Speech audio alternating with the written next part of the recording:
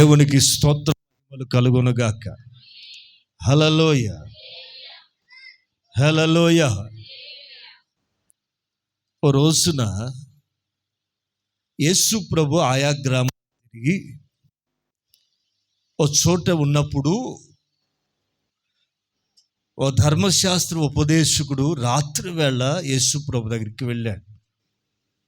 యేసు ప్రభుని కలుసుకుని కొన్ని ధర్మ సందేహాలని నివృత్తి చేసుకోవటానికి నికోదేము అనే ధర్మశాస్త్ర ఉపదేశకుడు యేసు ప్రభుని కలుసుకునే దానికి వెళ్ళాడు.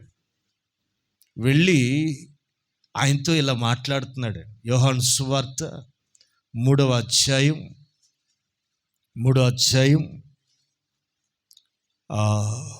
మొదటి నుంచి చదువుతారా త్వరగా. నికోదేమను పరిసయ్యుడు ఒకడు ఉండెను. రాత్రి యందు ఆయన యొద్దకు వచ్చి, బోధకుడా, మేము ఎరుగుదుము. ఎట్లా ఎరుగుదువు? దేవుడు అతనికి తోడై ఉంటేనే గాని నీవు చేయుచున్న సూచక క్రియలు ఎవడు చేయలేడని. ఆమె వింటున్నారా?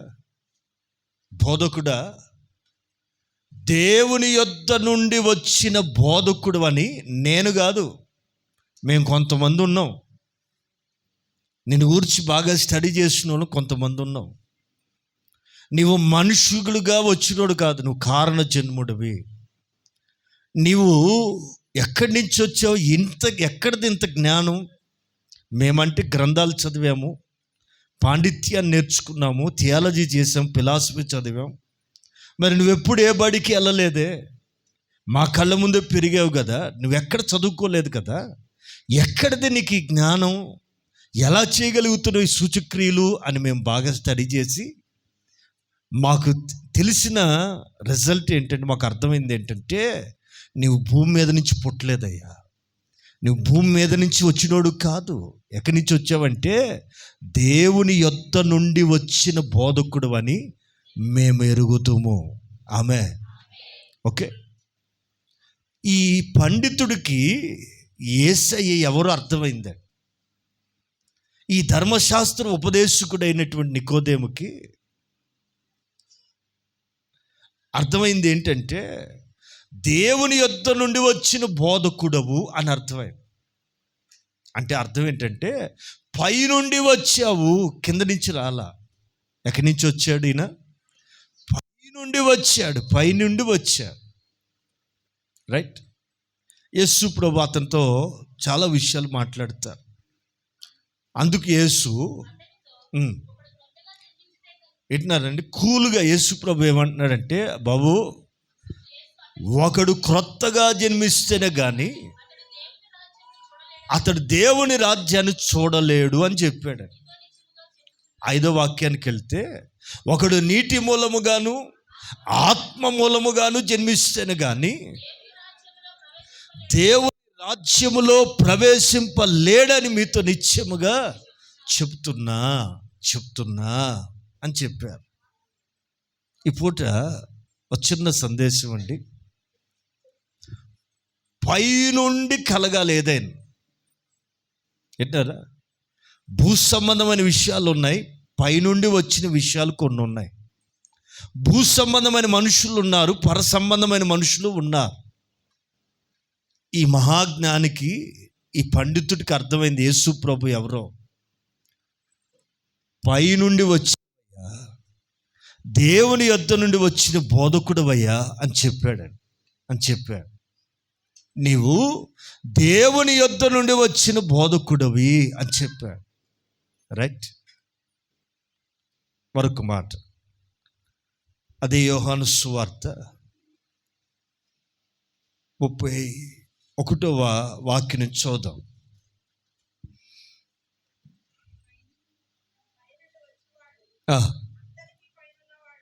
బాగా గమనించండి. యోహాను సువార్త 4వ అధ్యాయం 31వ వాక్యం చదువుతున్నారు, గమనించండి. పైనుండి వచ్చువాడు, అండర్లైన్, అందరికీ పైన ఉన్నవాడు. ఏంటి మీ యేసుప్రభు గొప్పతనం? Jesus is lord of all. యేసుక్రీస్తు అందరికి ప్రభు అంటున్నారు కదా. ఏంటి, ఎందుకు?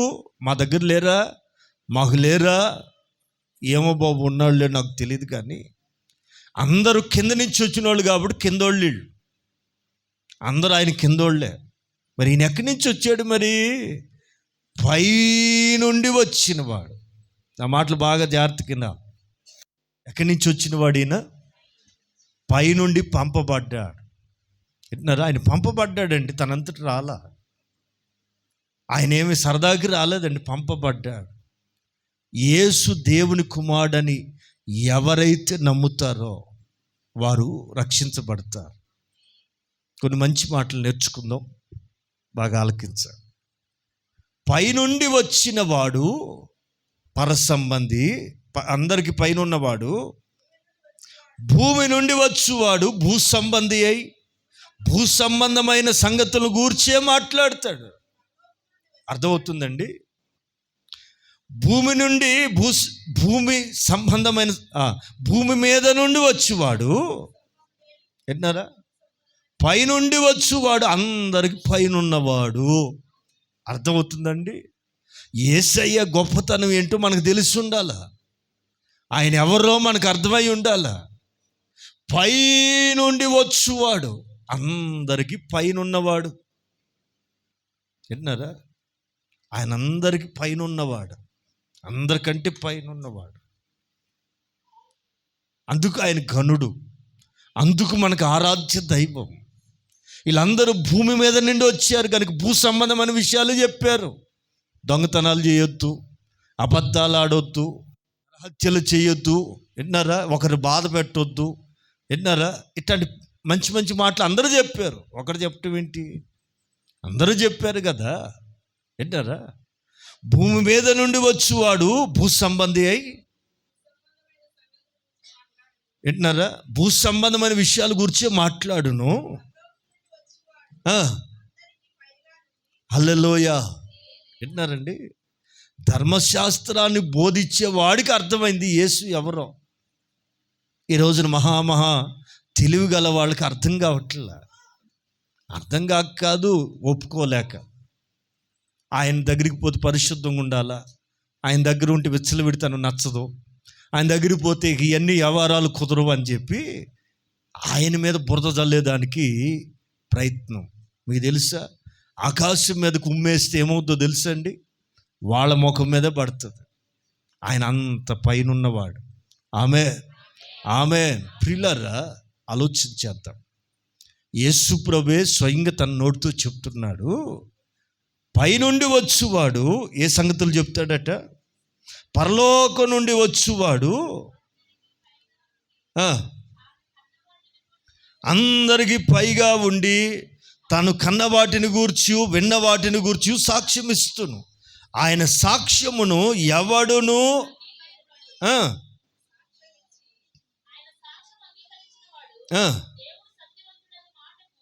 ముద్ర వేసి ఉన్నాడు. చాలండి, అక్కడ వరకు చాలు.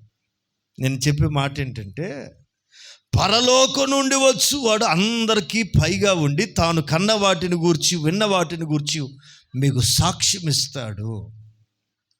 పైనుండి వచ్చిన వాడు తాను కన్న వాటిని, కళ్ళతో చూసిన వాటిని, తండ్రి దగ్గర విన్న వాటిని గూర్చి మీతో సాక్ష్యం చెప్తాడు.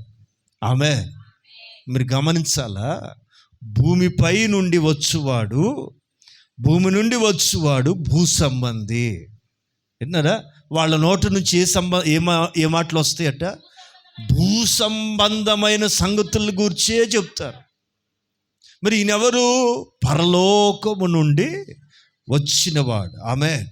ఆమె పరలోకం నుండి వచ్చువాడు అందరికి పైగా ఉంటాడు. ఇది మీరు గమనించాలి. నికోదేమంటాడయ్యా, నీవు దేవుని యొద్ద నుండి వచ్చిన బోధకుడు, నీవు దేవుని యొద్ద నుండి వచ్చిన బోధకుడివి. విషయం ఏంటంటే, కొలస్సీ పత్రిక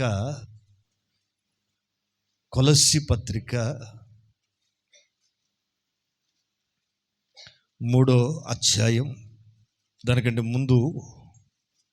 ముందు 2వ అధ్యాయం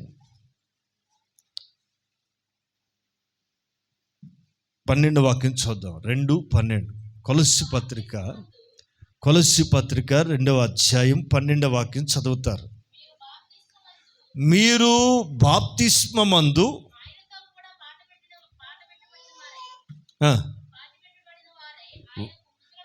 మీరు బాప్తిస్మమందు ఆయనతో కూడా బాతి పెట్టబడిన వారై ఆయనని మృతుల్లో నుండి లేపిన ఆయన్ని మృతుల్లో నుండి లేపిన దేవుని ప్రభావమందు విశ్వాసముంచు ఆయనతో కూడా పాతి పెట్టబడిన వారై ఆయనతో కూడా లేపబడితిరి. ఇంతకీ బాప్తీసం అంటే ఏంటో తెలుసా? ఎందుకు నువ్వు పైనుండి వచ్చావయ్యా, మాకు అర్థమైందయ్యా అనగానే అసలు సత్యాన్ని ఎందుకు అక్కడ మాట్లాడాల్సి వచ్చింది యేసు ప్రభు? నేను చేసే సూచక క్రియలు గుర్తుపడుతున్నారు కానీ అసలు నా ఇంటెన్షన్ ఏంటో మీకు అర్థమవుతుందా? నేను వచ్చింది గుడ్డోళ్ళు బాగు చేసేదానికో నీళ్ళని మీరు ఆ మాటలు దాని ముందు అధ్యాయం ఏం జరిగింది? ఈ 3 అధ్యాయానికి ముందు 2 అధ్యాయాలు ఏం జరిగింది? నీళ్ళని ద్రాక్షరసంగా మార్చి ఆ కళదప్పిన కానా పెళ్లిలో గొప్ప కార్యం సూచక క్రియ, మొట్టమొదటి సూచక క్రియ చేస్తే ఆయన శిష్యులు ఆయన యందు విశ్వాసం ఉంచిరి. మరి పెళ్ళోళ్ళంతా ఏమయ్యారు? పెళ్ళికి వచ్చిన వాళ్ళు తినేసి ఏమవుతారండి? భలే వండారండి, అబ్బో భలేగా ఉందండి, మటన్ సూపరు. పెళ్ళికి వచ్చిన పెద్దలు ఏమంటారండి? అబ్బా మన ఊర్లో ఇట్లాంటి భోజనం ఎప్పుడు తినలేదురా, పానుందా వేసుకుని పోతాడు. అంతే తింటారండి, కాసేపు మెచ్చుకుంటారండి, సాయంత్రానికి ఒక్కడు కనపడ్డు. మరి ఇంత పెద్ద సూచక క్రియ ఎవరి కొరకు చేసినట్టు యేసు ప్రభు?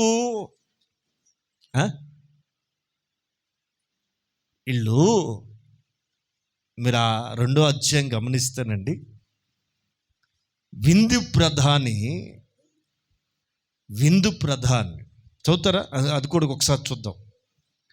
2వ అధ్యాయం యోహాను సువార్తలో 2వ వాక్యం 3వ వాక్యం. ద్రాక్షరసం అయినప్పుడు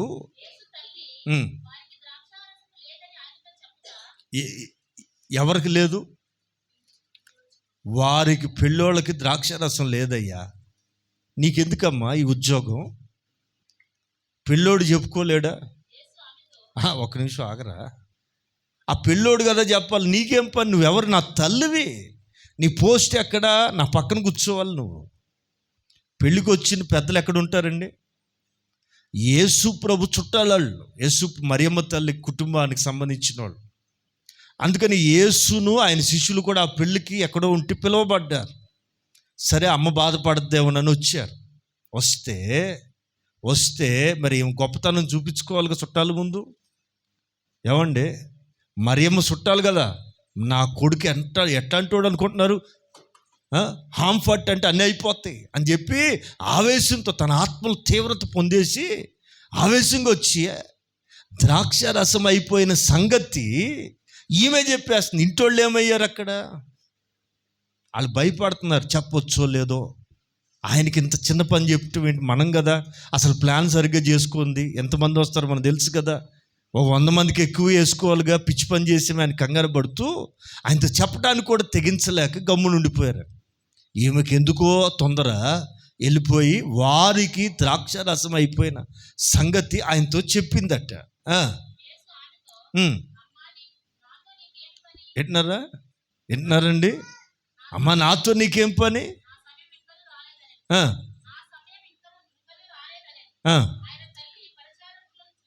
పరిచారకులు ఎవరండి? పరిచారకులు ఎవరు? ఆ పెళ్ళిలో పనిచేసే వాళ్ళు ఉన్నారు. నేను చెప్తే ఆయన వింటలేదు బాబు, ఆయన మీతో ఏమైనా చెప్తే చేయండి అని చెప్పి గమ్ముని పక్కకి వెళ్ళిపోతే ఆయన ఏం చెప్పాడు? ఉమ్,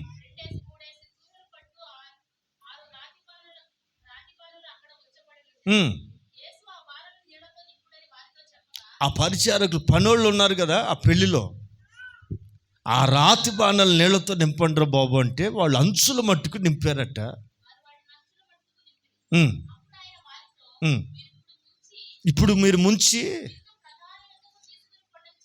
ఆ, ఉమ్, ఉమ్. పరిచారకులు శిష్యులు కాదు వీళ్ళు, శిష్యులు కాదండి, పరిచారకులు, పనోళ్ళు వీళ్ళు. ఆ పెళ్లిలో పనిచేయటానికి ఏర్పాటు చేసుకున్న వాళ్ళు. ముంచి తీసుకెళ్ళిన పరిచారకులకే తెలుసు కానీ అది ఇంటి వానరుకు కూడా తెలియదటండి.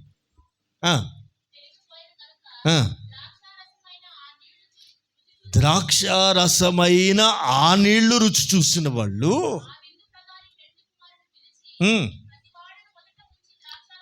మంచి ద్రాక్ష రసం పోసి, జనులు మత్తుగా ఉన్న సబ్బు రసం పోస్తారు మామూలుగా, నీవైతే ముందు మంచిదే పోసావు, ఇప్పుడు కూడా చివరికి కూడా క్వాలిటీ తగ్గల. ఇంకా చెప్పాలంటే చివరిదే బాగుంది, ముందు తాగిన దానికంటే ఈ చివరి తాగిన చూసుడు అబ్బో అది మధురంగా ఉంది అని చెప్పారట.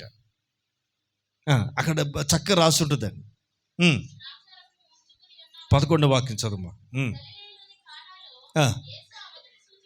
గలిలయలోని కానాలో యేసు ప్రభు ఆ మొదటి సూచక క్రియ చేసినందువల్ల చేసి తన మహిమని బయలుపరిచెను. స్తోత్రం. ఎవరికి ఎవరికి అంతకుముందు అడిగారు, మేము భార్య పిల్లల్ని అన్నదమ్ములు వదిలిపెట్టి వచ్చాం కదా, మరి మాకేంటి లాభం అన్నట్టుగా అడిగారు నిన్నటి రోజు. వాళ్ళకి ఆన్సర్ ఇక్కడ చెప్తున్నాడు యేసుప్రభు. యేసుప్రభు మామూలోడు కాదండి బాబు, వింటున్నారా? దిమ్మ తిరిగిపోద్ది అని చెప్పే సమాధానం అర్థమవుతుందండి. నిన్నటి రోజు అడిగారు వాళ్ళు, నిన్ను మా భార్య పిల్లల్ని అన్నిటిని వదిలిపెట్టి వచ్చాం కదా, మాకేంటి లాభం అని అడుగుతున్నారు. ఆయన అన్నారు, ఇహమందు శ్రమలతోనూ అన్నదమ్ములకి అక్క చెల్లెలను మీరు పోగొట్టుకున్నారా, మీరు 100 రెట్లు పొందుతారు అని చెప్తే నమ్మట్లా. నమ్మటానికి ఇదిగో ఇక్కడ సూచక్రియ చేశాడు మరుసటి రోజే. ఆమె ఆమె ఆమె అప్పుడు అక్కడ రాసున్న మాట, ఆయన చేసిన సూచక క్రియను బట్టి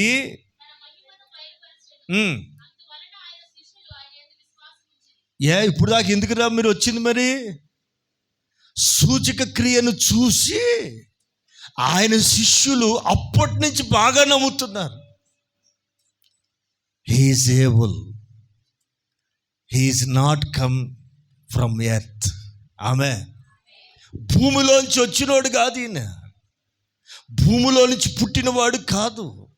ఎక్కడి నుంచి వచ్చాడు ఈయన? పైనుండి వచ్చినవాడు. ఆమె పైనుండి వచ్చినవాడు పరసంబంధమైన విషయాలు చెప్తాడు.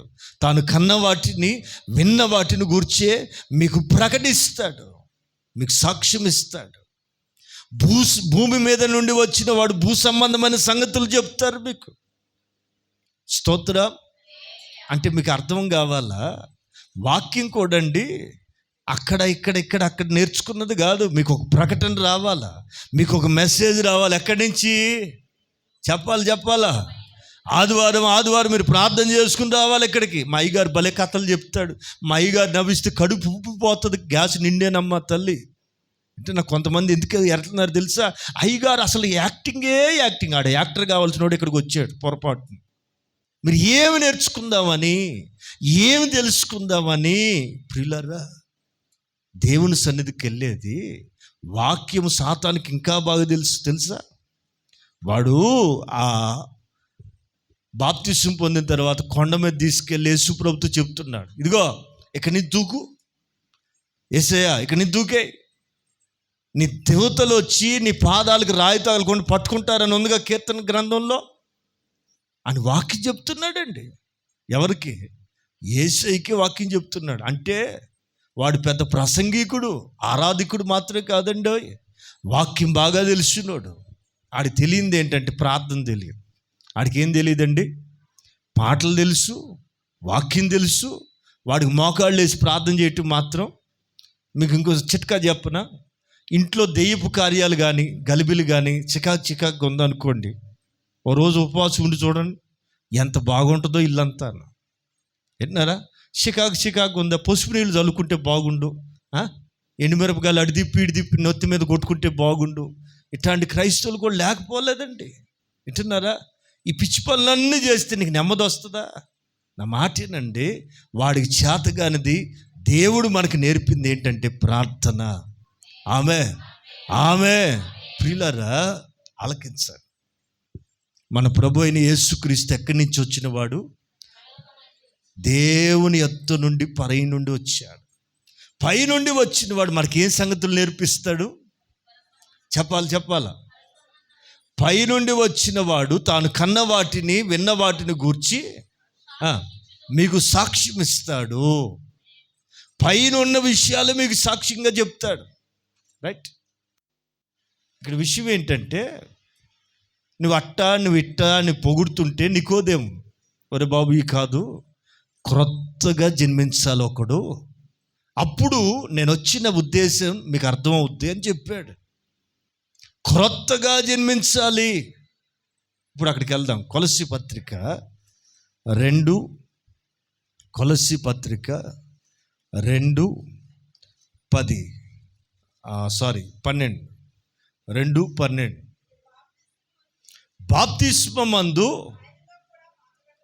ఆయనతో కూడా పాతి పెట్టబడిన వారై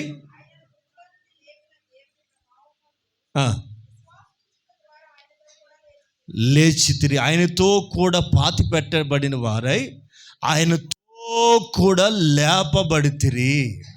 ప్రైజ్ ది లార్డ్, హల్లెలూయా.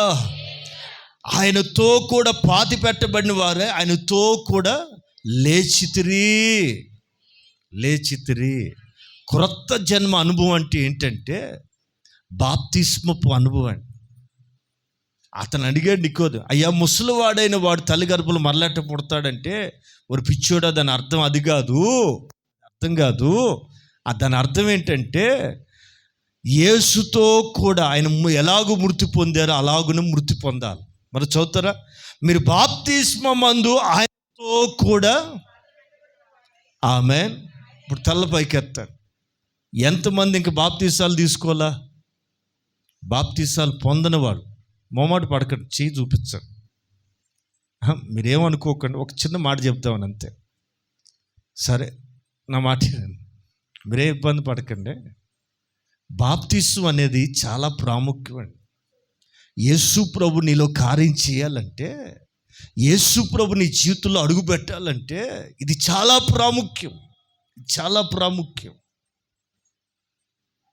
పైనుండి వచ్చింది. ఎందుకు ఆయన పైనున్న సంగతులకి ఎందుకు చెప్పాలనుకుంటున్నాడంటే, ఏదో బాధలు తీర్చేసి, ఏదో అప్పులన్నీ తీర్చేసి, కష్టాలన్నీ కడగండ్లన్నీ తీర్చేసి నీకు ఒంటి నిండా బంగారం దిగేసి వెళ్దామని కాదండి బాబు.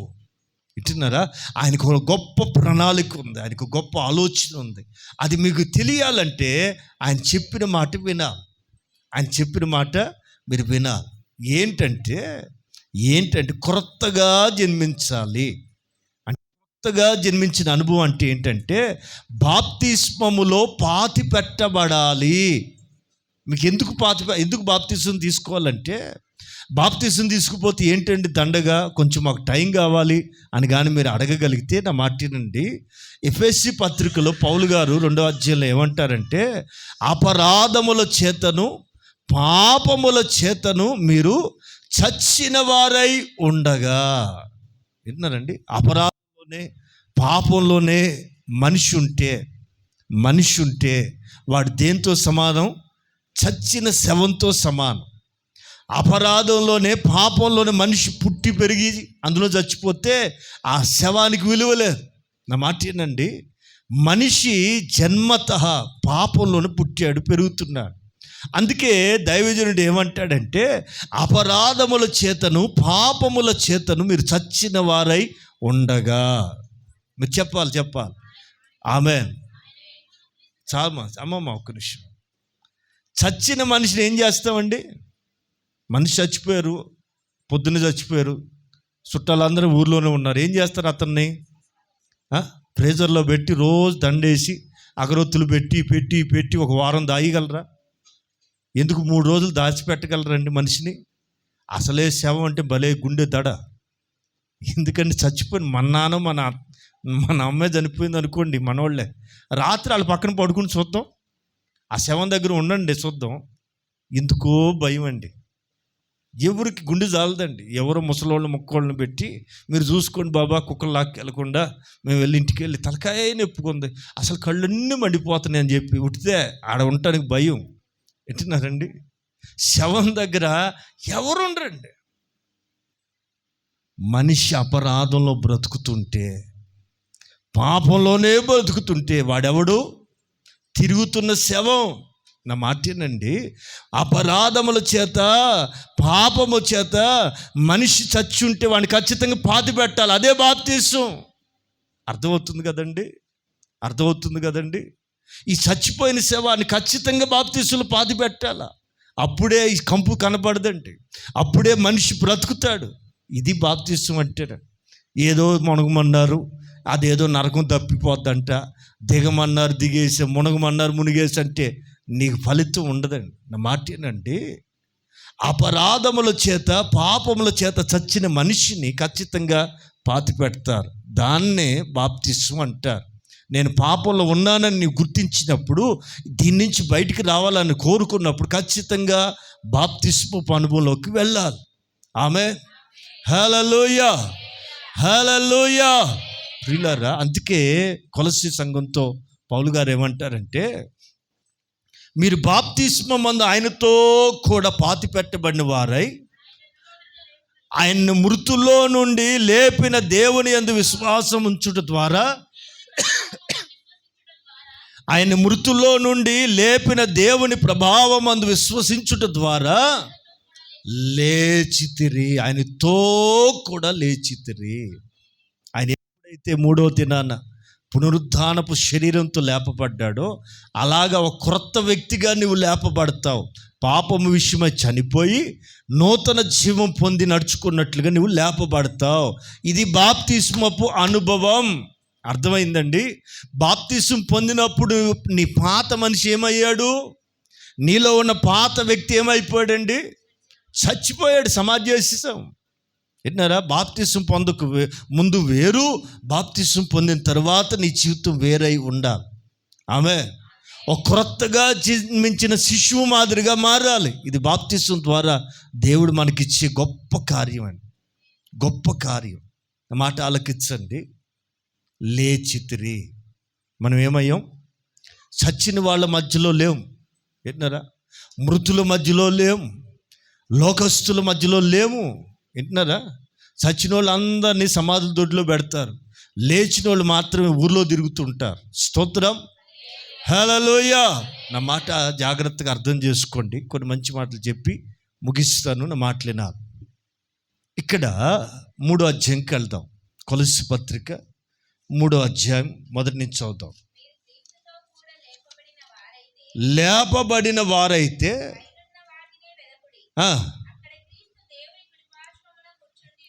ఆమె మీరు క్రీస్తుతో కూడా లేచిన వాళ్ళు అయితే, అంటే బాప్తిస్మం నిజంగా పొందాను, నేను పాత మనిషిని చచ్చిపోయాను, ఇప్పుడు నేను కొత్త మనిషిని, క్రొత్త వ్యక్తిని అని నీవు నమ్మితే, మీరు లేస్తే, క్రీస్తుతో కూడా లేచిన వారే అయితే, 3వ అధ్యాయంలో పౌలు గారు ఏమంటారంటే, మీరు క్రీస్తుతో కూడా లేపబడిన వారే అయితే.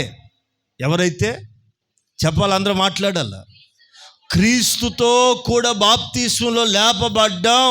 నేను పాత మనిషిని కాదు, కొత్త మనిషిని అన్న వాళ్ళు చేతులు ఎత్తి హల్లెలూయా చెప్పండి. నేను పాత మనిషిని కాదు, నేను ఇప్పుడున్నది కొత్త మనిషిని అన్నవాళ్ళు చేతులు ఎత్తి గట్టిగా చెప్పాలా? హల్లెలూయా. ఈ కొత్త మనిషివే అయితే ఏం చేయాలట? క్రీస్తుతో కూడా లేపబడిన వ్యక్తివే అయితే నీ మనస్సు దేన్ని ఎతకాలా? దేన్ని వెతకాలండి? పైనున్న వాటిని. పైన ఏమున్నాయమ్మా? అదేనండి, ఆకాశం ఉందండి, నక్షత్రాలు ఉన్నాయండి, సాయంత్రం చందమామ మేనమామలాగా వచ్చి వెళ్తుంటాడండి. ఇక అంతేనా? నీ తెలిసిన నాలెడ్జ్ ఇంతేనా? పిల్లరా, వాక్యాన్ని నువ్వు లోతుగా నేర్చుకోగలిగితే ఆ పైన ఉన్న వాటిని నువ్వు తెలుసుకోగలుగుతావు. స్తోత్రం. వాటిని తెలియజేయటానికే ఆయన పై నుండి వచ్చాడు. వాటిని నీకు నేర్పించడానికే ఆయన పై నుండి వచ్చాడు. పైనుండి వచ్చిన వాడు తాను కన్న వాటిని, విన్న వాటిని మీకు వివరంగా చెప్పగలుగుతాడు. ఇప్పుడు చందమామ ఎట్టుందో మనకేం తెలుసండి? అతను ఎవరు వెళ్ళాడుగా, అమెరికా. వాడిని అడిగితే చెప్తాడు అక్కడ మట్టి ఎట్టుంది, రాళ్ళు ఎట్టున్నాయి. ఆమె పోయింది, ఆవిడెవరో విలియమ్సా. ఇట్లాంటి వార్తలు మీరు వినరే? ఆమె ఏదో స్పేస్లో పోయి అక్కడే తిరుగుతూ ఉందండి పాపం. గాల్లో పడి దెయ్యంలాగా తిరుగుతూ ఉంది పాపం. ఆమె తెచ్చేవాళ్ళు లేరు. ఇప్పుడు కొన్ని నెలలు అయిపోయినాయి. ఎవరమ్మా? అట్లాంటి మమ్మల్ని అడగండి అన్నట్టున్నారు మీరు. విన్నారు? ఆమె మన ఇండియానే. అక్కడ పోయి వేరే వాడిని, అక్కడ అమెరికా వాడిని చేసుకుని స్పేస్కి పోయింది. ఆ ఉద్యోగం రీత్యా పోయి నెలలు అవుతుంది. ఆమె తెచ్చేవాళ్ళు లేరు పాపం. ఆమెను అక్కడే తిప్పుతున్నారు గాల్లో. అప్పుడప్పుడు వీడియోలో పెడుతుంటారు. గాల్లో ఎట్లయితే దెయ్యంలాగా తిరుగుతూ ఉంటుందండి పాపం. వింటున్నారా? వాళ్ళ గురించి వాళ్ళు వచ్చి చెప్పగలరు. ఆ చందమామ ఎట్టుందో, అక్కడ ఆడెవడో మిగుతున్నాడు అంటే ఆడు వచ్చాడమ్మా నీకు ఆయన కనపడ్డా అని అడిగితే ఆమె బాగా చెప్తుందండి. వింటున్నారా ప్రియులారా? మరి దేవుడు అనే విషయం ఎలా తెలుస్తుంది? పరలోకం ఉంది అని నీకు ఎలా తెలుస్తుంది అంటే, అది అక్కడి నుంచి వచ్చినోడైతే మనకు వివరంగా చెప్పగలుగుతాడు. స్తోత్రం. ఇవన్నీ తెలియాలంటే ఫస్ట్ బేసిక్ ఏంటంటే, ఆయనతో కూడా చనిపోతే ఆయనతో కూడా లేపబడతాం. స్తోత్రం. ఇది మొదటి అనుభవం. ఈ మొదటి అనుభవంకి వస్తే నీవు క్రీస్తుతో కూడా లేపబడిన వ్యక్తివే అయితే నీవు పైన ఉన్న వాటిని వెతకాలి. స్తోత్రం. హల్లెలూయా. రెండో వాక్యం, పైనున్న వాటి మీదనే కానీ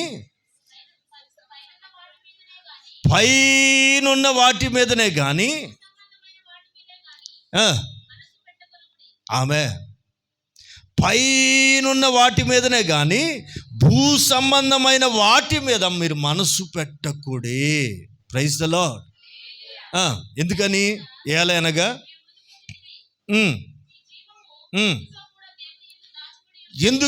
ఎందుకు పైన వాటి మీద మనసు పెట్టాలి? భూ సంబంధమైన వాటి మీద మనసు ఎందుకు పెట్టకూడదట? ఎందుకంటే మనం చచ్చిపోయాం. మనం చచ్చినోళ్ళం. ఎవరు? మనలో అప్పుడప్పుడు కోపం సచ్చినోడు అంటారే. ఎస్, ఐఎమ్ సచ్చినోడే అని అనండి. ఏమనాలా? సచ్చినోడా అంటారే. నేను ఎప్పుడో చచ్చిపోయి అనాలా? ఇప్పుడు కొత్తగా చచ్చిపోయేది ఏమన్నా? ఎప్పుడు చచ్చిపోయి? బాప్టిషన్లో మా అయ్యగారు చంపేసాడు నన్ను. మరి నువ్వా? ఇప్పుడు కొత్త మనిషిని అని చెప్పాలి. ప్రైజ్ లా. హల్లెలూయా. దేవుని బిడ్డలారా, జాగ్రత్తగా వాక్యాన్ని రండి. నీకు ఈ బాప్తిస్మపు అనుభవం అంటే నీకు తెలిస్తే, బాప్తిస్మపు అనుభవంలో నువ్వు ఉన్నట్లయితే నీ మనస్సు భూ సంబంధమైన వాటిని వెతకకూడదు. విన్నారా?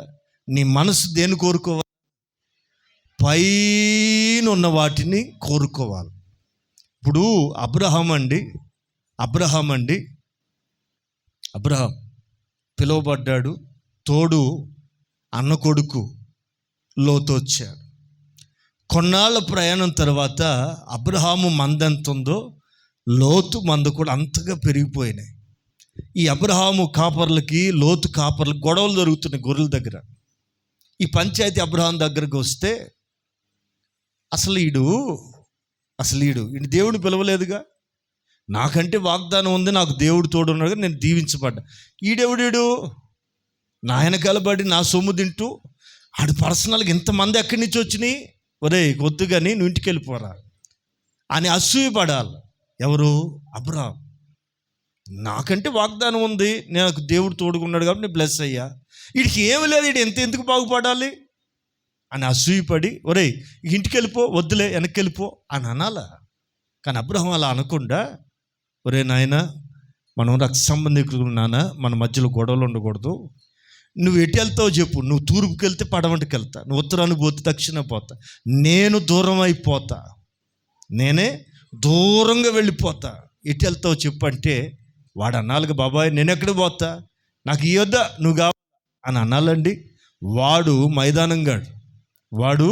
మైదానంగాడు పచ్చటి మైదానాన్ని చూసుకుని, ఎందుకన్నా అర్థమైందా? కొంతమంది మైదానంగాళ్ళు ఉంటారండి, ఏది కోరుకోవాలో ఏది ఆశించకూడదో తెలియదు.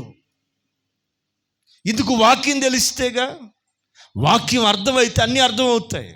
వాక్యం లోపలికి వెళితే ఏది కోరుకోవాలో ఏది కోరుకోకూడదో, ఏది ఆశించవచ్చో ఏది ఆశించకూడదో వాక్యం తెలిస్తే తెలుస్తుందండి. కొంతమందికి వాక్యానికి చోటు ఇవ్వక, వాక్యానికి విలువ ఇవ్వక, వాక్యాన్ని నేర్చుకోక భూ సంబంధమైన వాటినే కోరుకుంటారు. కొంతమందికి ఏం కావాలి? మందిరానికి, ఇప్పుడు మందిరానికి వెళ్తున్నాం, ఓ సహవాసానికి వెళ్తున్నాం, అక్కడికి వెళ్తే ఏం కావాలా? ఇల్లు కొనుక్కోవాలా, అప్పులు తీరిపోవాలా, రోగాలు తగ్గిపోవాలా, వింటున్నారా? దరిద్రం పోవాలా. వీటికైనా మందిరం? వీటి కోసమా మందిరం? మీకు రహస్యం చెప్పనా? ఆశీర్వాదం కావాలా? ఆశీర్వాదాల కారకుడు కావాలా? మాట్లాడాలా, చెప్పాలి, కొంచెం జ్ఞానంగా మాట్లాడాలా. ఆశీర్వాదాలు కావాలా? ఆశీర్వాదానికి కారకుడు కావాలా? అందుకే ఇంతమంది ఉన్నారు. నెత్తి మీద చేతులు వేసి నూనె రాసేస్తే మీ దరిద్రం అంతా పోతుంది అనుకుంటే, రోడ్డు చాలదు నాకు, నేను టెంట్లు వేయాల్సి వచ్చేది. వాస్తవం కూడా. కళ్ళు మూసుకుని జరిగేది చెప్తాను, జరగబోయేది చెప్తాను, నీ ఇంట్లో జరిగేదంతా నేనే చెప్తాను అంటే మన ఫంక్షన్ హాల్లోకి వెళ్ళిపోవాలి. ఇక్కడ కాదు మనం ఉండేది. ఈ రోజున ప్రజలు ఎందుకు ఆరాట పడుతున్నారు తెలుసా? ఈ రోజున ప్రజలు కుప్పలుగా ఎందుకు తెప్పలుగా పోగవుతున్నారు తెలుసా? దేవునితో అక్కర్లేదు, పైనుండి వచ్చే జ్ఞానం వాళ్ళకి అక్కర్లేదు, పైనుండి వచ్చే మాటలు అక్కర్లేదు, పైనుండి వచ్చిన వానితో సంబంధం లేదు. ఆయన ద్వారా కలిగే కార్యాలు మాత్రమే కావాలి. అందుకే మనుషులు స్వార్థము చేత నిండుకున్నారు కనుక అవసరం తీరంగానే తిరుగుబాటు చేస్తున్నారు, అవసరాలు తీరగానే దేవునికి వ్యతిరేకంగా మాట్లాడుతున్నారు. నా మాటలేనండి, అర్థం చేసుకోండి. మీరు క్రీస్తుతో కూడా లేపబడిన వారే అయితే మీరు దేన్ని వెతకాలట? పైనున్న వాటిని వెతకండి. రెండో వాక్యం ఏమంటాడు? పైనున్న వాటిని వెతకండి. ఆమె ఏలైనగా మీరు మనం చచ్చిన వాళ్ళం, పాపములో చనిపోయాం, బాప్తిస్మం ద్వారా చనిపోయాం. మీరు మృతులైతిరి, మీ జీవము క్రీస్తులో. మన జీవం, మన ప్రాణం ఎక్కడుంది? దేవుని యందు దాచబడి, క్రీస్తులో దేవుని యందు దాచబడి ఉంది. మన ప్రాణం దేవుని యొద్ద దాచబడింది. యోబు అపవాది చేత శోధించబడేటప్పుడు, ఒరే నువ్వు దేన్నైనా ముట్టు కానీ అతని ప్రాణాన్ని మాత్రం ముట్టొద్దు.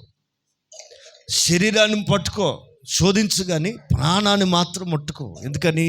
అది నా యందు దాచబడి ఉంది. Praise the lord. నా యందు దాచబడి ఉంది. ఓ మంచి మాట చెప్తాను, ఆలకించ. పైనుండి వచ్చిన వాడు పైనున్న సంగతులే మనకు బోధిస్తాడు. వింటున్నారా? మీరు మృతి పొంది ఉన్నారు, కొత్తగా జన్మించారు కనుక, క్రొత్త జన్మ అనుభవం మీకు ఉంది కనుక మీరు దేన్ని వెతకాలా? పైనున్న వాటిని మీరు వెతకాలి. మీరు భూ సంబంధమైన వాటి మీద మనస్సు పెట్టకూడదు. పైనున్న వాటిని వెతకాలి. ఓకే, పైనుండి వచ్చే కొన్ని ఉన్నాయి, చెప్తాను, మీరు వాటిని వెతకండి. మొట్టమొదటిది జ్ఞానం. ఏంటది? బైబిల్ చెప్తుందండి, మీరు బాగా వినాలి. జ్ఞానం వల్ల ఇల్లు కట్టబడుతుంది. చెప్పండి, మీ ఇల్లు కట్టబడాలని కోరుకుంటున్నారు నిజంగా? మీ భర్తే కానీ, మీ పిల్లలే కానీ, మీ భవిష్యత్తే కానీ కట్టబడాలి. చల్లా చెదురుగా ఉండటం కాదు. మీరు చూడండి, పునాదులు వేస్తారు, ముహూర్తాలు చూసుకుని, టైం చూసుకుని, ఏమేమో చేస్తారు, కానీ కట్టబడవై పునాదిగానే ఉండిపోతుంది. డబ్బులు లేవా? ఉన్నాయి. మా ఇంట్లో ఒకటి తెచ్చాడు, 6 నెలల వరకు ఇల్లు కట్టొద్దన్నారు. ఆడెవడరా కట్టొద్దంటాకి, ఏమో మంచిది కాదన్నారు. వింటున్నారా? వేస్తారు కానీ కట్టబడవండి. అలాగే మీ జీవితాల్లో మీరు మంచోళ్ళే, మంచి తెలివి ఉన్నవాళ్ళే, కానీ ఎందుకు కుటుంబాలు కట్టబట్టలా? మీరు బాగా చదువుకున్న వాళ్ళే, మంచి జ్ఞానం ఉన్నారే, అయినా ఇంట్లో ఎందుకు మాట కలబట్టలా, కట్టుబడి అవ్వట్లేదు? ఎందుకని? మాటలు కలవట్లేదే, ఆలోచనలు కట్టబడట్లేదే.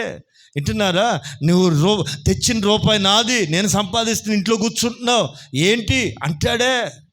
నువ్వు బయట సంపాదిస్తున్నావు, కష్టపడుతున్నావు, ఇంట్లో గొడ్డు చాకరి నేను చేస్తున్నా, మరి నా కష్టానికి జీతం పెట్టు అన్నావు అనుకో, నోరు తెలవాలా. వింటున్నారండి? కట్టబడాలంటే వీటన్నిటికీ కావాల్సింది ఒకటి ఉందండి. ఎంత మూర్ఖులైనా కానీ, ఎంత పనికిమాలోడైనా కానీ కట్టబడుతుంది ఇల్లు. ఆమె ఎంత దీనస్థితిలో ఉన్న ఇల్లు కట్టబడుతుంది. కట్టబడాలంటే దానికి కావాల్సింది జ్ఞానం. చెప్పాలా? ఆమె విజ్డమ్. జ్ఞానవంతురాలు తన ఇంటిని కట్టుతుంది. మూడురాలు ఉన్న తాటెగులు కూడా పీకేసుకుంటుందట, పొయ్యి అంటిస్తారు. ఎంత మహాతల్లో. కొంతమంది అండి దౌర్భాగ్యం, పొయ్యి అంటిస్తాకి ఏమి లేకపోతే ఇంటి సూర్యులు పీక్కుని తగలబెట్టుకునే వాళ్ళు లేకపోలేదు.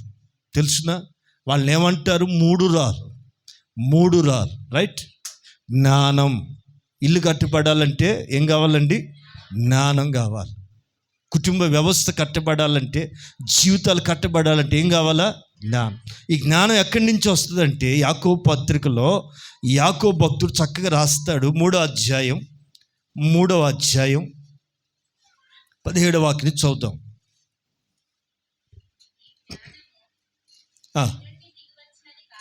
అమ్మా 17 పై నుండి వచ్చు జ్ఞానం. ఎక్కడి నుంచి రావాలి జ్ఞానం? చెప్పాలా?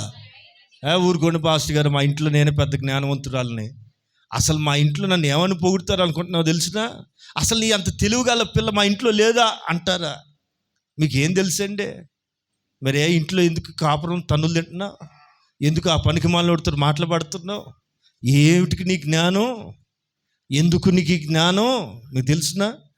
మనిషి జ్ఞానం మనిషిని తెలివి తక్కువ చేసిద్దండి. తెలుసా? ఒకసారట పల్లెటూరులో బాగా చదువుకున్న వాడికి తోడు చదువు లేనివాడు తీసుకెళ్తున్నాడట. సాయంకాలం వేళ చెరువు గట్టు మీద పడి ఈ ఊరు నుంచి ఆ ఊరు, అప్పట్లో బస్సులు ఊరికి లేవు, పెద్ద ఊరిలోంచి ఒక చిన్న ఊరికి రావాలి. చదువుకున్నవాడిని తీసుకురావటానికి చదువు లేనోడు తోడెళ్ళాడు. చీకట్లో కదూ. తోడెళ్తే ఆ చెరువు గట్టు మీద ఇద్దరు నడుచుకుంటూ వెళ్తున్నారట. చదువుకున్నవాడు, చదువు లేనివాడు. ఈ చదువుకున్నవాడు చీకట్లో కదా, ఊరి పొలిమేరల్లో అప్పట్లో ఆ ఊరు బయటికి వెళ్ళేవాళ్ళు కదండి చెంబట్టుకుని. అట్లా వెళ్ళటం వల్ల ఏదో తొక్కరాని తొక్కేసాడు. ఎవరు? చదువుకున్నవాడు. ఈ చదువుకున్నవాడికి తెలివితేటలు ఎక్కువ కదా. తెలివితేటలు ఎక్కువ ఏంటో తొక్కాను, అది మట్ట పేడ లేక ఇంకా నిప్పుల అని డౌట్ వచ్చి వాడు డౌట్ క్లారిఫికేషన్ చేసుకోవాలి కదండి. వాడు కాస్త ఈ డౌట్ని క్లారిఫికేషన్ చేయటానికి చేత్తో పట్టుకున్నాడట. విన్నారండి? చెప్పు కంటిన దాన్ని చేత్తో పట్టుకుని ఊరికే పిసుకుతున్నాడట. ఇది ఊరికనే ఉంటుందా? మరి ఏంటో తెలియదు, ముక్కు బయలిపోతుందట. ఇదా అని చెప్పి వాడు ఎక్కడ రాసుకోవాలో తెలియక ఒంటికి బట్టలకు రాసుకుని వెళ్ళిపోయాడట. ఈ చదువు లేనివాడు తెలిసారా? వాడికి అర్థమైంది. ఎందుకంటే ఊర్లో తిరిగేవాడు కదూ. ఇటు తెలివి లేదు, జ్ఞానం లేదు. గడ్డికి కాలు బాగా రుద్దేశాడు, శుభ్రంగా ఇంటికి వెళ్ళిపోయాడు. ఇప్పుడు ఇంతకీ మనిషి జ్ఞానం మనిషిని ఏం చేసింది? కొంతమందికి అర్థమైనట్టుంది, అర్థం కాని వాళ్ళు తన్నీళ్ళు. స్తోత్రం. పల్లెటూరులో పెరగటం గొప్ప భాగ్యం అండి. నిప్పులు దొక్కటం మహా ఆనందం అనుకుంటున్నారా?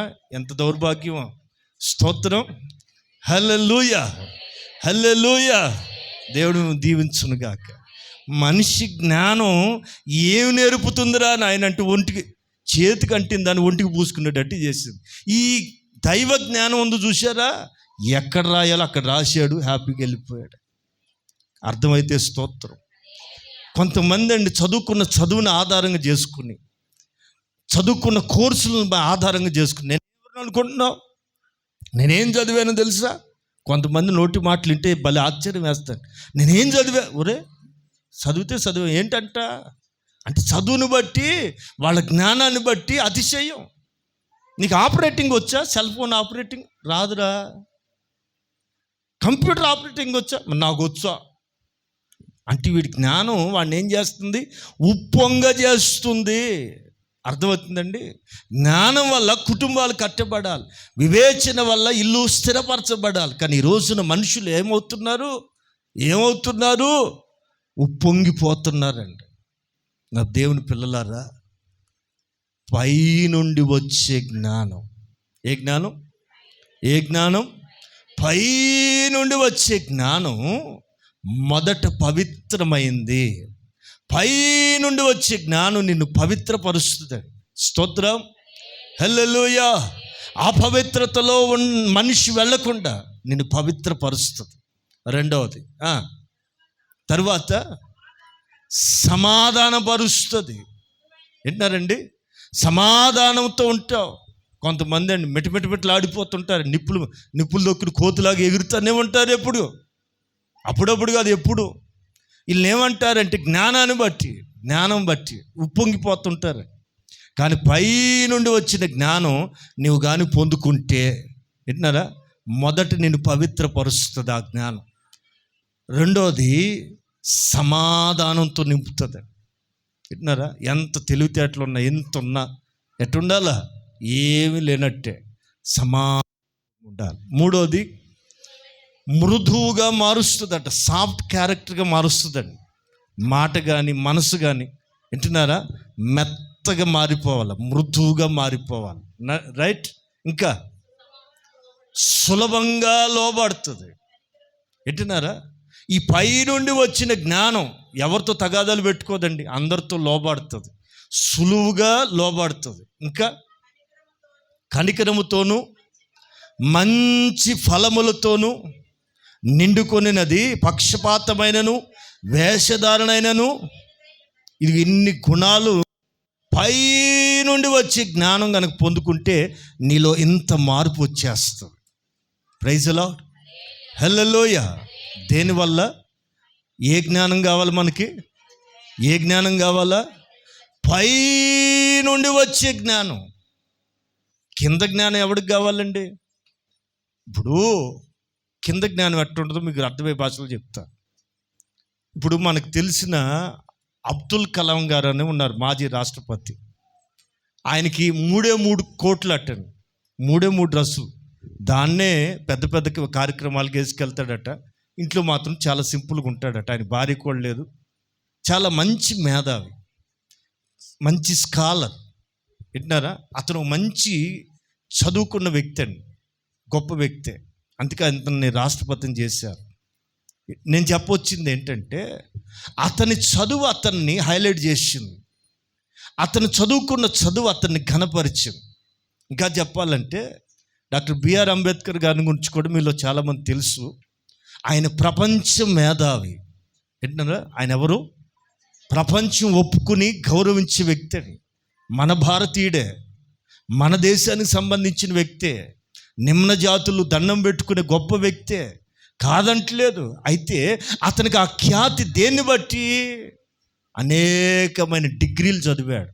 చదువుకి విలువ లేదు, చదువుకోవటానికి అవకాశాలు లేని ఆ రోజుల్లోనే ప్రపంచంలో ఉన్న అన్ని డిగ్రీల్లో అనేకమైన డిగ్రీలు సంపాదించుకున్నాడు. ఆయన గారు చదువుకున్న ఆ చదువు ఆయన ఏం చేసింది? ఘనపరిచింది, గొప్ప వ్యక్తిగా మార్చింది. ఇది ఏ జ్ఞానం? ఇది కింద ఉన్న పుస్తకాల జ్ఞానం కదండి. పుస్తకాల్లో నుంచి నేర్చుకున్న జ్ఞానమే మనిషిని అంత గొప్ప వ్యక్తులుగా మారిస్తే, మీరు పొందుకునే జ్ఞానం ఎక్కడి నుంచి వచ్చేది? అర్థమవుతుందన్న మాట, అర్థమవుతుందన్న భాష. పై నుండి వచ్చే జ్ఞానం నీవు పొందుకుంటే, వింటున్నారా, పవిత్రపరచబడతావు, సమాధానపరచబడతావు, లోబడతావు. వింటున్నారా? విధేయత చూపుతావు, ఫలములతో నిండుకుంటావు, పక్షపాతమైనను వేషధారణను లేకుండా ఉండును. ఆమె చెప్పే మాట ఏంటి? పై నుండి వచ్చేది, పైనున్న వాటిని వెతకమంటున్నాడు కదా. మొట్టమొదటిది మనకి ఏ జ్ఞానం కావాలండి? చెప్పాలా? కొంతమందికి అండి ఆ యూట్యూబ్లో వచ్చే అంత చెత్త జ్ఞానం చాలా ఉంటుంది. ఆ చెత్త జ్ఞానం కుప్పలండి, గంపలు ఉంటుంది. మరి వాక్యం చెప్పమను, వాక్యాన్ని గురించి ఏదైనా ఒక క్వశ్చన్ అడగండి. మొన్నే చదివాను సిస్టర్, కానీ ఏ పుస్తకం ఉందో, ఏ పుస్తకం ఎక్కడుందో చెప్పరే. చెప్పరే, మీకు కావాల్సింది ఇది. ఎట్టినారా? యూట్యూబుల్లోను, ఇంకా ఏ ట్యూబులు ఉన్నాయి? ఎన్ని ట్యూబులు ఉన్నాయమ్మా? 24 గంటలు. ఇదంతా ఏది? భూమి మీద కలిగే జ్ఞానం అవసరమే, కొంతే. కానీ మనకు కావాల్సి, మీరు క్రీస్తుతో కూడా చనిపోయిన వారైతే, క్రీస్తుతో కూడా లేపబడిన వాళ్ళే అయితే, అర్థమవుతుందా? పైనున్న వాటిని వెతకండి. మీ మనస్సు దాని మీద పెట్టండి, వెతకండి. ఈ పై నుండి వచ్చే జ్ఞానం ఇది ఇన్ని లక్షణాలు నీకు నేర్పుతుంది. రైట్. రెండవది, యేసు ప్రభువారు పునరుద్ధానుడైన తర్వాత 40 రోజులు వాళ్ళు కనబడ్డాడు. 40 రోజులు వాళ్ళు కనబడి అనేక విషయాలు, ఇది శరీరధారిగా ఉన్నప్పుడు చెప్పని విషయాలు కూడా పునరుద్ధానుడైన తర్వాత అనేక విషయాలు ఈ 12 మందికి చెప్పారు. ఒకడు చచ్చాడు అనుకోండి. ఈ పునరుద్ధానం తర్వాత అనేక విషయాలు చెప్తున్న తరుణంలో ఒక విషయం, ఇక వెళ్ళిపోబోతున్న ముందు ఒక ప్రాముఖ్యమైన విషయం చెప్పారు. లూకాసు సువార్త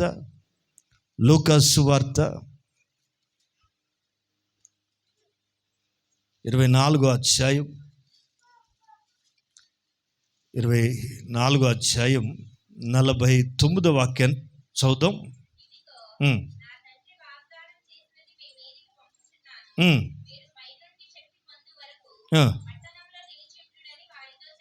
ఆమె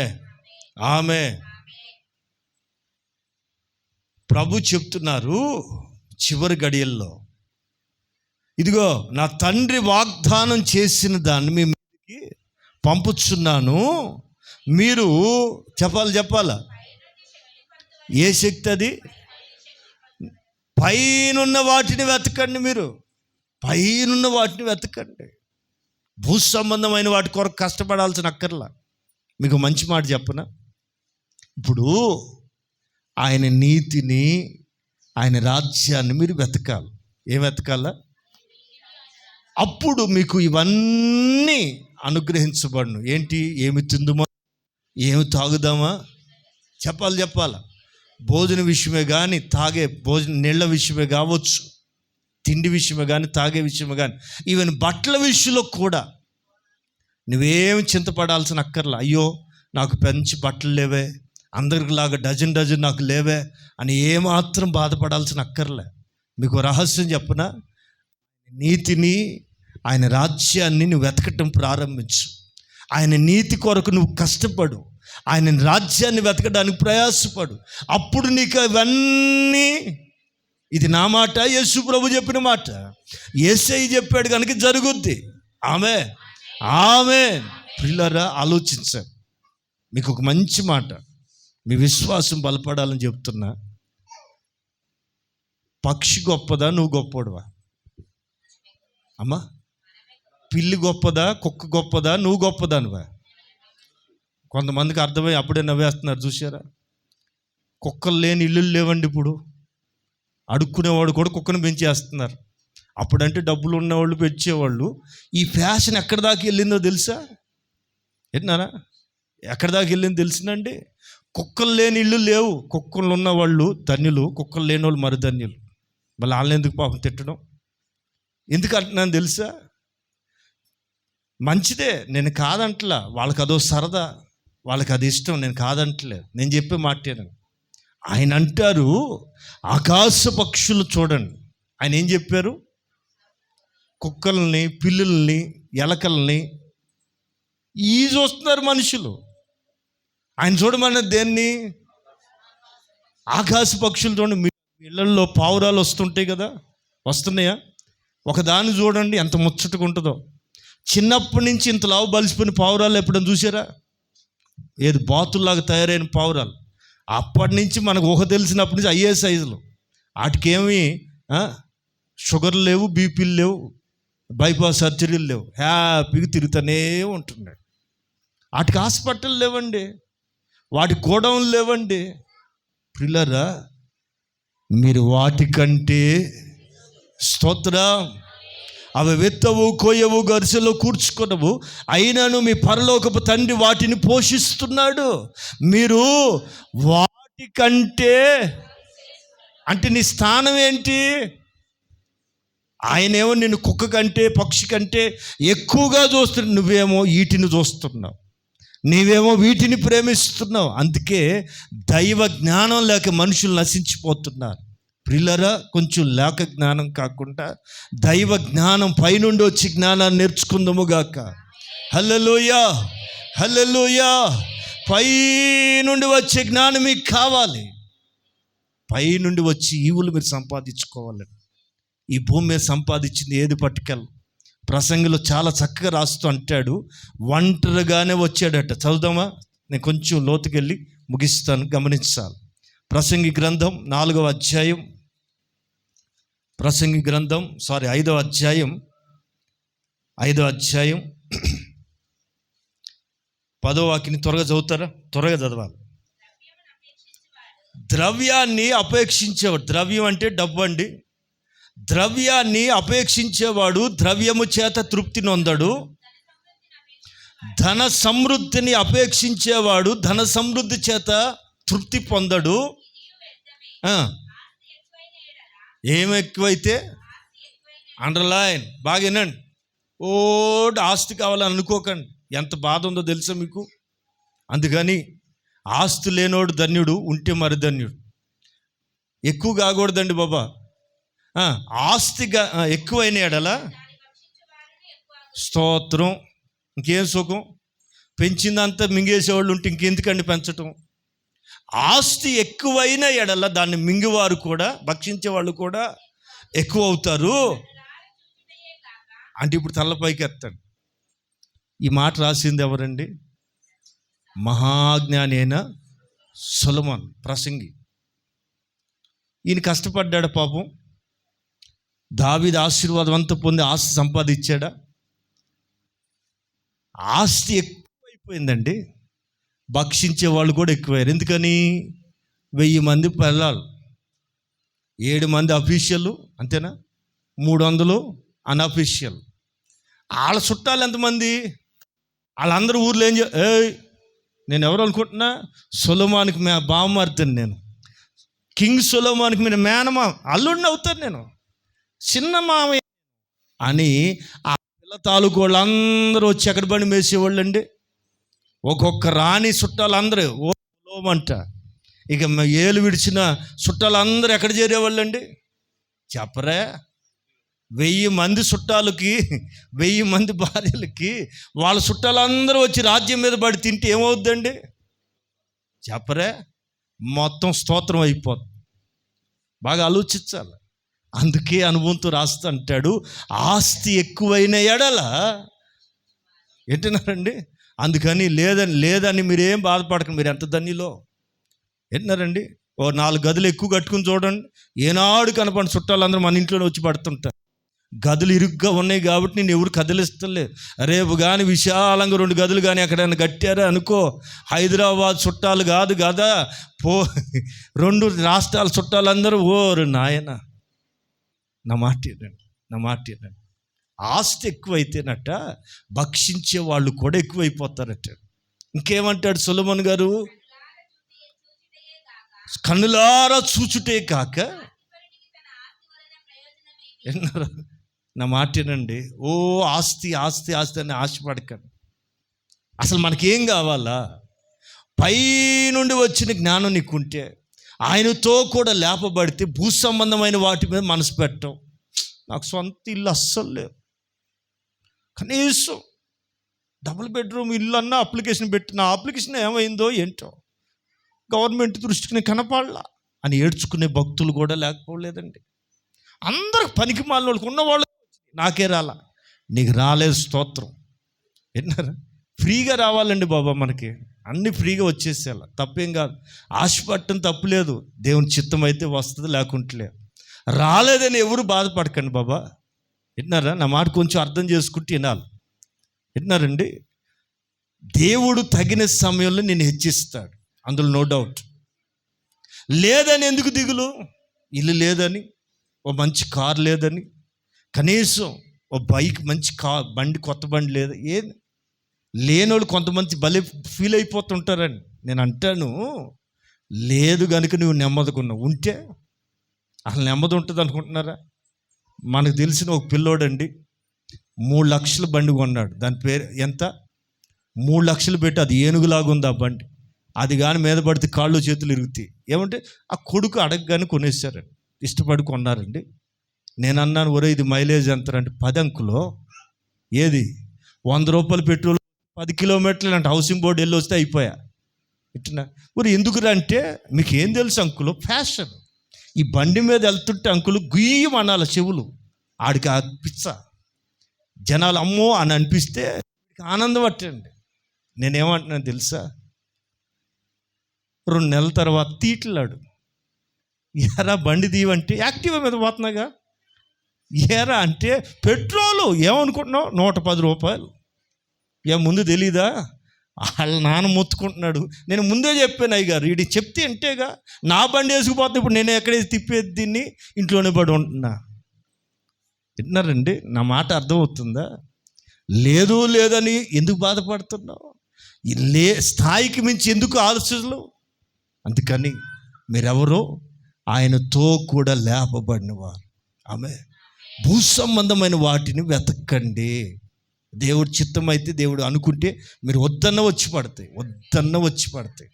మీరు కోరుకోవాల్సింది ఏంటంటే పైనుండి వచ్చే జ్ఞానాన్ని. రెండోది, పైనుండి పంపబడిన శక్తిని కోరుకోండి. 2 విషయాలు చెప్పి ముగిస్తాను, నా మాటలేనండి.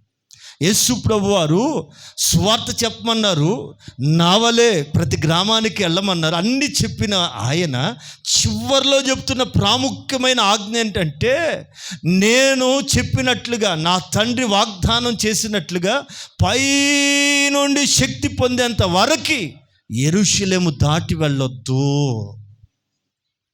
ఓ సేవకుడికే కాదు, ఓ విశ్వాసకే కాదు, దేవుని బిడ్డలైన మనం అందరం కూడా యెరూషలేము అనే సంఘంలో నిలబడాలి. సంఘంలో నువ్వు పొందుకోవాలి. ఏంటది? తండ్రి వాగ్దానము చేసిన పై నుండి వచ్చే శక్తి. పరిశుద్ధాత్ముడు శక్తి అయి ఉన్నాడు. నిన్ను నిలబెట్టేవాడు, నడిపించేవాడు, పడిపోకుండా స్థిరపరిచేవాడు, రాకడలో సిద్ధపరిచి మచ్చ ముడత కలంకం లేక సిద్ధపరచగలిగిన శక్తి. ఇంకా చెప్పాలంటే ఆయన ఎదుట నిలవబడు శక్తి కలిగిన వారమై ఉండుటకు ఎల్లప్పుడూ నిన్ను ప్రార్థనలో నిలబెట్టాలా అంటే కూడా ఇదిగో ఈ శక్తి కావాలి. ఏంటది? పై నుండి వచ్చే శక్తి. దాన్ని వెతకండి, దాన్ని కోరుకోండి, ఆ ఆత్మశక్తి చేత నింపబడండి. అవి కదా మనకు కావాలా. భూ సంబంధమైన వాటి మీద మనసు పెట్టవద్దు. బంగారం లేకపోతే బాధ, చెవులు పోగు తాకట్టు పెట్టాలంటే మీకు తెలుసా, చెవులు నిండా పెట్టుకున్న వాళ్ళు మరీ పీకల మీద అప్పులు బాధ వచ్చి అతి కష్టం మీద చెవులు తీసి తనగా పెట్టాలంటే ఎంత కష్టం ఉంటుందో తెలుసా అండి? ఎవరు మాట్లాడరా? ఎంత ఆనందం. మీరు తీసిస్తారండి. ఆయన అంటాడు, నెలలో తెచ్చిస్తాలమ్మాయి, కొంచెం 1 నెల రోజుల టైం. అమ్మో నేనే అన్నీ అయిపోయినాయి. ఇది కూడా ఉన్నవ్వా? ఉంటే ఎంత, ఊడితే ఎంత. మీరు చూడండి, వాళ్ళు తీయమన్నప్పుడు చూడాల ముఖం. అమ్మో ఎంత సమర్పణో. నా మాట్లాడండి బాబా. ఉంటే స్తోత్రం, లేకపోతే మరి స్తోత్రం చెప్పండి. దాన్ని కాదు నువ్వు ప్రేమించాల్సింది, ఆయన్ని, ఆయన ఇచ్చిన ఈవుల్ని. ఆయనతో లేపబడి ఉన్న వ్యక్తివే అయితే ఇదిగో ఇట్లా జీవించాలి. వాళ్ళు చరిత్రలో లెక్కించబడుతున్నారు, దేవుని దృష్టిలో గుర్తించబడుతున్నారు. ప్రత్యేకత అనేది నీకు ఉండాలా. లోకస్తులాగా మనం కాదు, లోక సంబంధమైన మనుషుల్లాగా కాదు, భూ సంబంధమైన విషయాల మీద మీ మనసు ఉండకూడదు. ఇది ఉపదేశం. నా మాట్లాడండి పిల్లరా. ఆ ధర్మశాస్త్ర ఉపదేశకుడు వచ్చి అంటాడు, అయ్యా నువ్వు పై నుండి వచ్చిన బోధకుడు అంటే, ఒరేయ్ నేను ఎందుకు వచ్చా నాకు తెలుసురా బాబు, నువ్వు మారాలా, క్రొత్తగా జన్మించిన అనుభవంలోకి రా, నీటి మూలంగాను ఆత్మ మూలంగాను జన్మించిన అనుభవంలోకి రా అని చెప్తారు. ఎందుకయ్యా అంటే వాడే దేవుని రాజ్యంలో ప్రవేశిస్తాడు. దేవుని రాజ్యంలో ప్రవేశిస్తాడు. చూడటం కావాలా, ప్రవేశం కావాలా? ప్రవేశించుదురుగాక. ప్రవేశించాలంటే ఏం కావాలా? మీరు క్రీస్తుతో కూడా లేపబడిన, మనకు బాప్తిస్మంలో లేపబడిన అనుభవం ఉండాలి. బాప్తిస్వం పొందిన మీరు, బాప్తిస్వం ద్వారా లేపబడిన అనుభవం నీకు ఉన్నట్లయితే, మీరు క్రీస్తుతో కూడా లేపబడిన వారు అయితే పైనున్న వాటిని వెతుకుదురుగాక, పైనున్న వాటి మీద మనసు పెట్టుదురుగాక. భూ సంబంధమైన విషయాల మీద మీ మనసు తొలగునుగాక. పైనున్న వాటి మీద మీ మనసు నిమగ్నమై రాకడ పర్యంతం సమర్పణతో కూడిన జీవితాన్ని ఆయన జరిపించునుగాక. ఆమేన్.